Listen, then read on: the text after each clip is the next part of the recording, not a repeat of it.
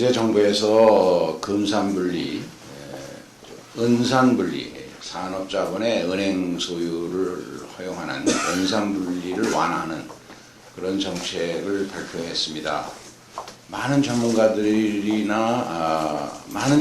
우려해 왔습니다. 세계 100대 은행 중에 산업자본이 소유하고 있는 은행은 하나도 없다. OECD 국가 중에 산업자본의 은행 소유를 허용한 나라는 독일밖에는 없다. 이런 전 세계적으로 받아들여진 그런 원칙을 왜 우리나라에서 먼저 허물려고 하는가. 그랬던 것을 지금 원혜영 대표 말씀처럼 정말 히트곡 한 곡밖에 모르는 유행가 가수처럼 지금 상황이 얼마나 심각하고 어려운 상황입니까? 전 세계 모든 정부가 위기 관리에 몰두하고 있어야 할 상황에 왜 뜬금없이 이 시기에 또 금산분리를 완화를 노래하는지 참 이해할 수가 없습니다. 그러면서 인용한 미국이 은행에 대한 산업자본의 참여 한도를 올려준 15%로 올렸다 하는 그것을 이제 인용하고 있는데 참으로 아주 인수격의 인용이라고 하지 않을 수 없습니다. 미국은 전 은행이 지금 신용 위기에 몰려서 정부가 국민 세금을 최소 1조 달러 이상 쏟아부어야 할 상황에서 그런 돈을 최소화하고 다른 자본도 들어가기 위한 하나의 긴급 피난적인 그런 대책의 일환으로 부득이해서 15%로 터놓은 것인데 최근에 와서 그것도 한 것인데 우리 은행들이 지금 그렇게 어려운 궁지에 몰려있다는 얘기인가요?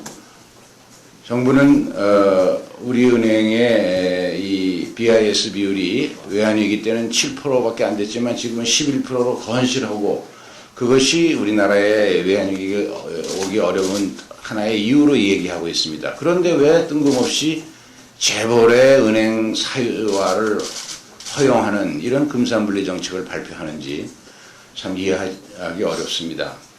이것은 결국 부자 감세라고 불리워지는 법인세, 상속세, 종부세 등을 경감하는 것을 계속 지금도 노래하는 것처럼 이명박 정부가 기회만 있으면 자기들의 지지계층을 확보하기 위한 정책을 경제의 위기 극복과 관계없이 계속 노래하는 것 아닌가 해서 걱정하지 않을 수 없습니다. 지금 많은 국민들이나 중소기업들이 걱정하는 것은 중소기업에 대한 은행 대출이 3분의 1 이하로 급격히 줄어들고 있습니다. 상반기에 4개 시중은행 평균이 월 9천억씩 대출하던 것을 8월부터는 3천억 이하로 줄어들고 있습니다.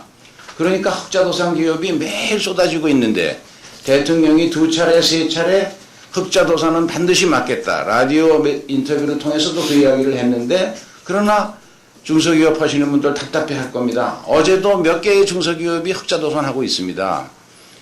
이것은 은행 보고 말로만 중소기업 흑자도산 안 하게 돈을 주어라 해서 그것이 현장 시장에서 창구에서 이루어질 수 없는 상황입니다. 은행들도 자기들이 살아남아야 한다는 생각 때문에 중소기업의 대출을 줄이고 회수하고 있기 때문에 이제 여기서 할 수 있는 일은 정부가 신용보증이나 기술신용보증기금을 통해서 보증재원을 늘려줘서 은행들이 위험부담 없이 중소기업에 돈을 줄 수 있도록 만들어야 그래야 기코 상품을 산 우량 중소기업이라든지 외화 수입을 확보하고도 은행이 도와주지 않아서 조선소 건설을 중지할 상황에 모여있는 지방의 조선 건설사라든지 미분양 아파트로 고통받고 있는 그 우량 중소기업들의 흑자도산을 막을 수 있지 않겠습니까? 이런 대책을 내놔야 할 그런 정부가 지금 이 금산분리 원칙을 이 기회에 해치우겠다고 집착하는 것을 보고 참으로 안타깝고 딱한 그런 생각을 갖지 않을 수 없습니다. 정부는 이 문제에 대해서 다시 한번 깊이 생각을 하고 이번 정기국회 입법 과정에서 부자 감세 법안과 함께 이 금산분리 법안을 철회하거나 유보해 줄 것을 요구합니다. 이상입니다.